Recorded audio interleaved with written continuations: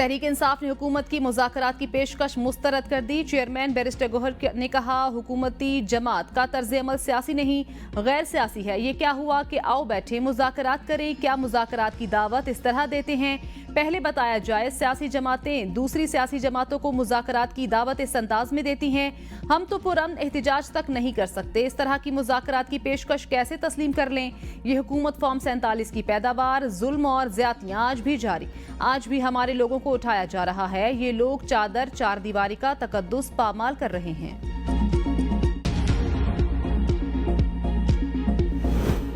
इदारों से दरखास्त है, न्यूट्रल हो जाएं। बानी पीटीआई के बाद वजीर आला खैबर पख्तूनख्वा अली अमीन गंडापुर की दरखास्त। तकरीब से खिताब में कहा, लोग समझ रहे हैं हुकूमत को लाने वाले आप हैं, इनकी वजह से आपकी साख खराब हो रही है। एपिक्स कमेटी में जो पॉलिसी बनी उस पर अमल दरामद कराया जाएगा। सूबे में दहशतगर्दी के चैलेंज का सामना, अमन का कयाम तरजीह है। दहशतगर्दी बहुत से अजला से निकलकर महदूद कर दी गई। पुलिस के शहदा और गाजियों को सलाम पेश करता हूँ। शहदा पैकेज के मामलात असम्बली में पेश करेंगे। कभी इक्तिदार की सियासत नहीं की, विफाकी हुकूमत से पैसा निकलवा कर रहूंगा। 600 प्रोजेक्ट मुकम्मल करने जा रहे हैं। ट्रैफिक पुलिस से दरखास्त है, गरीब का चालान मत करें, बड़ी गाड़ी रखने वाले को ज्यादा चालान होना चाहिए।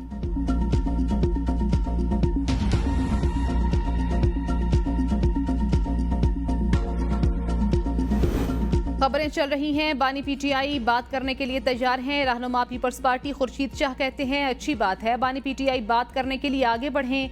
तमाम मसाइल का हल मुज़ाकरात है, लड़ाइयों से कोई मसला हल नहीं हुआ। पाकिस्तान की मईशत इस वक्त बुरे हालात से दो चार है, मईशत को ठीक करने की जरूरत है। 9 मई के वाक़े में मुलविस अफराद को माफी मांगने की जरूरत है।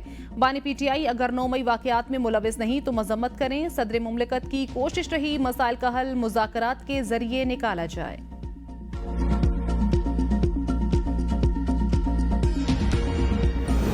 पाकिस्तान को आगे बढ़ना चाहिए, दुनिया बहुत आगे निकल गई। अली मोहम्मद खान कहते हैं, पाकिस्तान में हमारे हाथ एक दूसरे के गरेबान तक ही हैं। मुसद्दिक मलिक ने प्रेस कॉन्फ्रेंस में जली कटी बातें की। मुज़ाकरात की बात की जाती है तो मुस्बत गुफ्तगू का ख्याल रखा जाता है। ये लोग मुल्क की मकबूल तरीन जमात पर पाबंदी की बात करते हैं, हम पर आर्टिकल 6 लगाने की बातें भी करते हैं।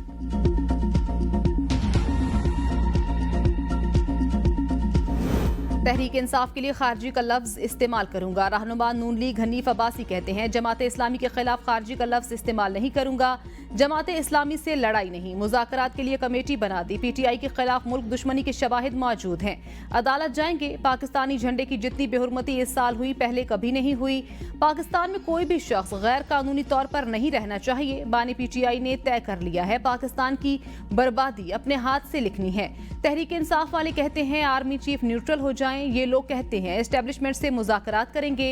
बानी पीटीआई बाहर आए तो असद कैसर समेत कई लोगों की सियासत खत्म हो जाएगी। ये लोग नहीं चाहते बानी पीटीआई जेल से बाहर आए।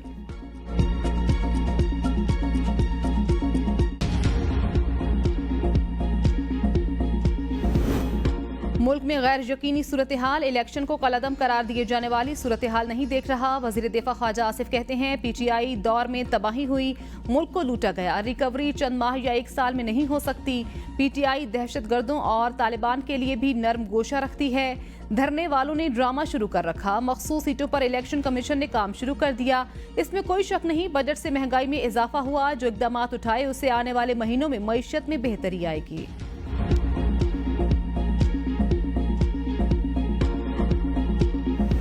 पीटीआई का एस्टेब्लिशमेंट के नाम पैगाम अच्छी बात है। वजीर आला सिंध मुराद अली शाह कहते हैं, पीटीआई पर पाबंदी से मुतल्लिक पीपल्स पार्टी का मौकिफ वाज़े। जो पहले न्यूट्रल के बारे में कहते थे अब बदल रहे हैं। पहले इनके जहनों में कुछ और था, अब लाइन बदल रहे हैं। जो इन्होंने किया अब उसका एहसास करें और आगे चलने की बात करें। वो कहते हैं एस्टेब्लिशमेंट से बात नहीं करनी, फिर उनसे ही बात करने का कहते हैं। पीटीआई को अपनी लाइन क्लियर करनी पड़ेगी।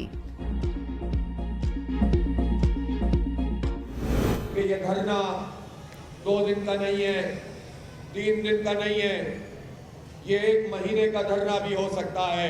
जलसे के बाद ही मार्च शुरू हो जाए और आगे बढ़ना शुरू कर दें। सिर्फ डी चौक तक ही नहीं जाएंगे, पार्लियामेंट के दरवाजे पर जाकर बैठेंगे।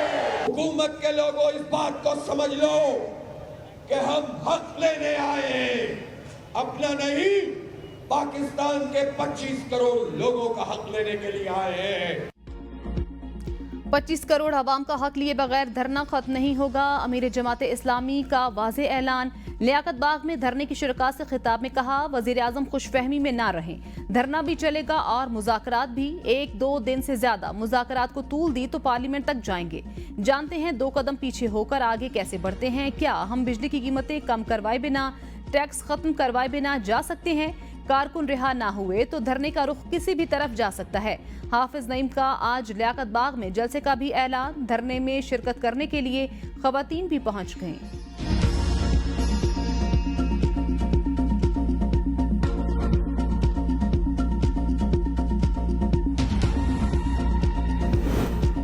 मौजूदा हुकूमत और पाकिस्तान साथ नहीं चल सकते। सिराजुल हक कहते हैं, बिजली की कीमतों में इजाफे से हर पाकिस्तानी परेशान। नून लीग, पीपी और पीटीआई ने आईपीपीज मुआहिदों को जारी रखा। आईपीपीज इन्हीं पार्टियों के लोगों की हैं। कैपेसिटी चार्जेस जैसा मुआहिदा दुश्मन भी नहीं करता। आईपीपीज मुआहिदा 25 करोड़ आवाम पर खुद को शमला है। हम गुलाम नहीं, आजाद हैं। आईपीपीज मुआहिदे को मुस्तरद करते हैं।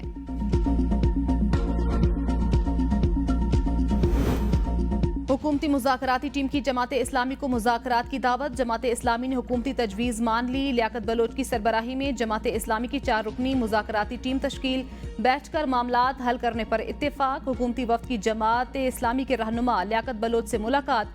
हुकूमती वफ्द में विफाकी वज़ीर इत्तलात व नशरियात अताउल्लाह तारड़ और चीफ व्हिप डॉक्टर तारिक फजल चौधरी शामिल थे। मुज़ाकरात का पहला राउंड आज होगा। लियाकत बलोच कहते हैं, हुकूमती वफ्द ने मुज़ाकरात की दावत दी।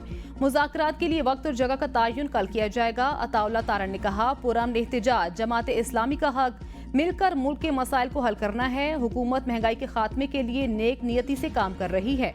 2018 में ये हालात थे जो 2022 में हमें मिले।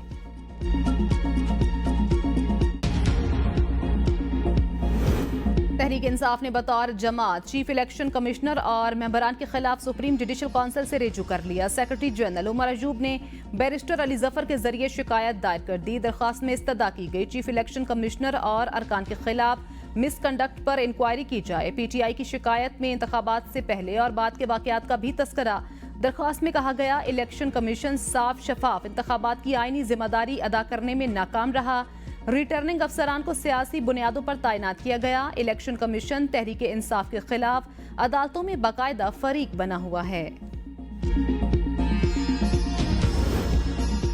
बानी पीटीआई का जिस्मानी रिमांड देते हुए कानून की खिलाफ वर्जी की गई। आइन हर शहरी को हकूक फराहम करता है। लाहौर हाईकोर्ट ने बानी पीटीआई का 12 मुकदमात में जिस्मानी रिमांड कलअदम करार देने का तहरीरी फैसला जारी कर दिया। जस्टिस तारिक सलीम शेख और जस्टिस अनवारुल हक पन्नू पर मुश्तमिल 2 रुकनी बेंच ने फैसला जारी किया। तहरीरी फैसले में कहा गया, अगर मुकदमा नहीं बनता तो जज मुकदमा डिस्चार्ज कर सकता है।